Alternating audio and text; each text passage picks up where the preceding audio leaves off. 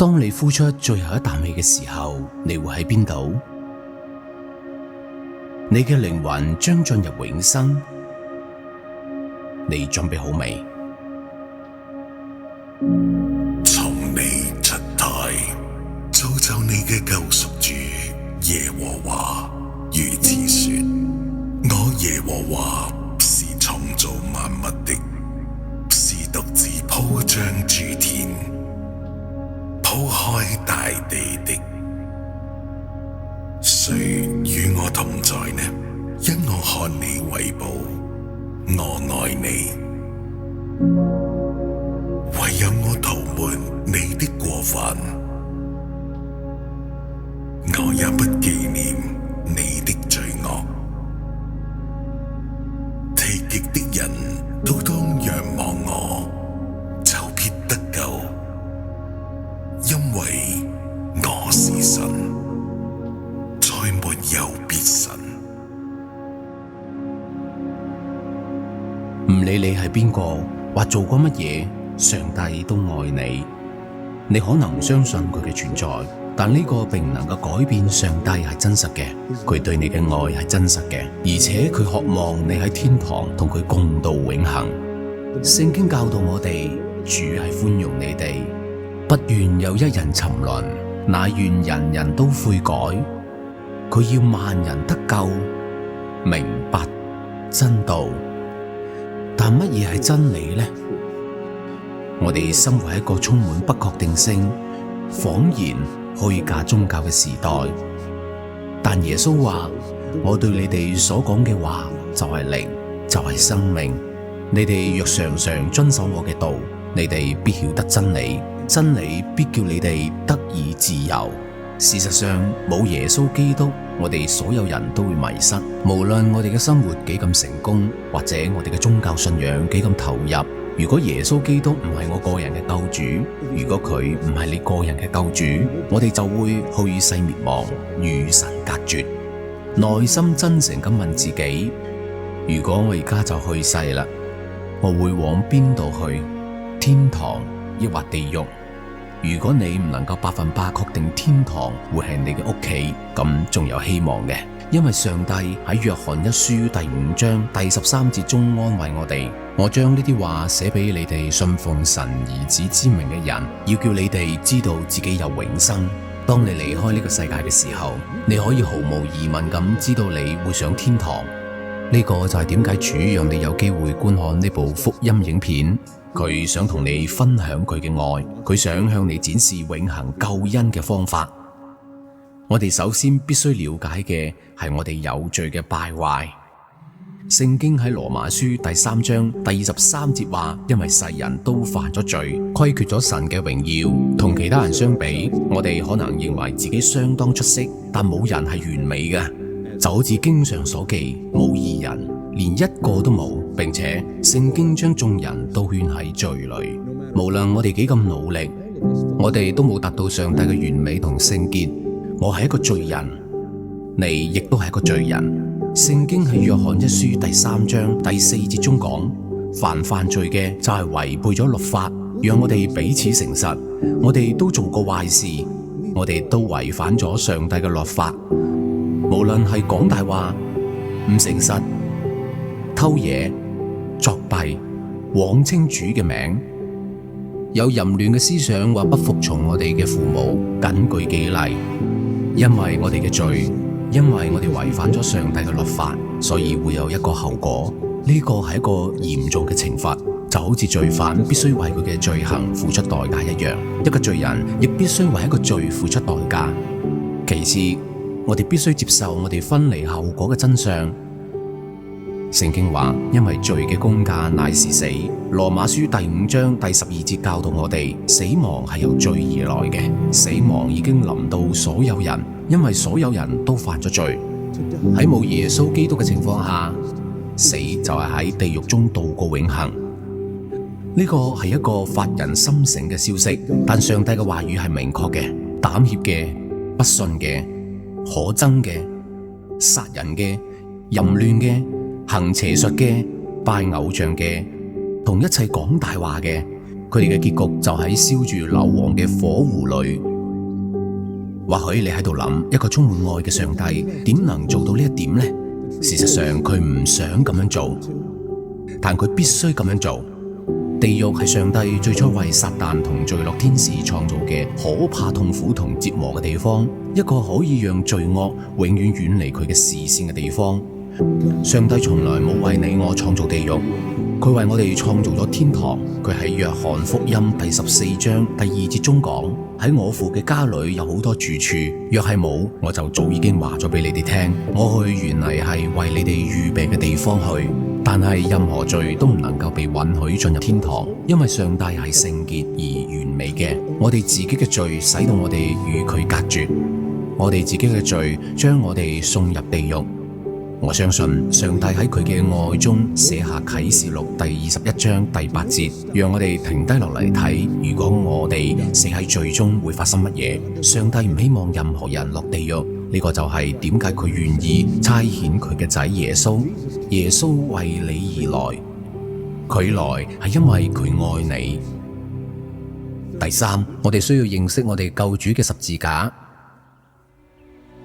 有史以來最著名嘅聖經經文係約翰福音第3章第16節，神愛世人，甚至將佢嘅獨生子賜俾佢哋，叫一切信佢嘅不至滅亡，反得永生。耶穌基督，上帝完美嘅仔，由童女所生，佢為死而生，為除去世人嘅罪孽，佢度過咗33年半無罪嘅教導同宣講真理。佢摸病人，讓跛腳嘅人重新行走。好多人相信佢，並且佢哋冇辦法治愈嘅病症得以醫治。但佢被法利賽人憎恨，並被出賣。佢哋取笑譏諷佢，佢哋誣賴佢，並說服本丟彼拉多，認為佢該死。耶穌被無情咁用9尾貓鞭打，呢個係一種刑具，皮條上積有金屬同石頭碎片。因為佢對我哋嘅愛，佢忍受咗所有嘅痛苦同煩惱。佢做咗個荊棘冠冕，將佢壓喺佢嘅頭骨上。佢哋大聲咁講，將佢釘喺十字架，將佢釘喺十字架。但呢啲都係神慈愛嘅救恩方案嘅一部分。耶穌勇敢咁登上耶路撒冷外嘅髑髏地，被釘喺十字架上。主為我哋捨命。我哋從此就知道何為愛。佢心甘情願咁獻上自己作為祭物，流血嚟承擔我哋嘅懲罰，並將我哋從地獄中拯救出嚟。將佢釘喺十字架上嘅係我同你嘅罪。我相信當佢掛喺十字架上時，有一個特定嘅時刻，佢真係想到咗你。佢愛你，為你而死。3日後，佢又從墳墓中勝利咁復活咗。而家佢提供救恩。聖經喺羅馬書第6章第23節話：因為罪嘅工價乃是死，嗰個係個壞消息。唯有神嘅恩賜喺我哋嘅主基督耶穌裏，乃是永生。呢個係個好消息。通過耶穌喺十字架上所做嘅，上帝有一份禮物要俾你，喺天堂同佢同享永生。當然，禮物係出於愛而免費贈送嘅嘢，你唔能夠為佢工作，你亦唔能夠獲得。如果你咁樣做，咁將唔係禮物。其他人支付價格，然後將佢提供俾你，你有一個選擇：接受佢或拒絕佢。上帝要俾你嘅禮物係天堂裏嘅永生。受洗、捐錢或去教堂係唔能夠買或贏永生嘅。冇幾多好事可以做超過你嘅壞事，並讓你進入天堂。只有通過耶穌，佢已經付出咗代價。上帝嘅話語清楚咁話：你哋得救是本乎恩，亦因住信。呢個並不是出於自己，乃是神所賜嘅，亦唔係出於行為。耶穌宣稱：我就係道路、真理、生命。若不藉住我，冇人能夠到父嗰度去。使徒行傳第4章第12節話：因為喺天下人間冇賜下別嘅名，我哋可以靠住得救，只有耶穌。而家我哋有一個簡單嘅選擇：洗神喺羅馬書第10章第13節應許，因為凡求告主名嘅，就必得救。朋友，佢企喺天堂，張開雙臂，充滿愛，等待你憑信心嚟到佢面前，接受佢為你個人嘅救主。根據聖經，如果你要接受耶穌基督同佢提供俾你嘅救恩禮物，你死後會往邊度去？令人興奮嘅答案係天堂。但如果你拒絕基督，從不接受佢喺十字架上為你所做嘅一切，你將喺邊度度過永恆？發人心醒嘅答案係地獄。而家你有一個選擇，一個個人嘅決定。點解唔呼求主，求佢拯救你呢？呢一刻，我求你啦，同你一齊禱告。當然，齋講一句說話並唔能夠拯救你，但喺信心嘅禱告中，真誠咁從你嘅心裏呼求基督就可以啦。上帝在聽。而家你願唔願意低頭同我一齊禱告啊？親愛嘅主耶穌，我知道我係個罪人，我知道我應該為我嘅罪受懲罰，但我唔想死然後落地獄，我想同你喺天堂。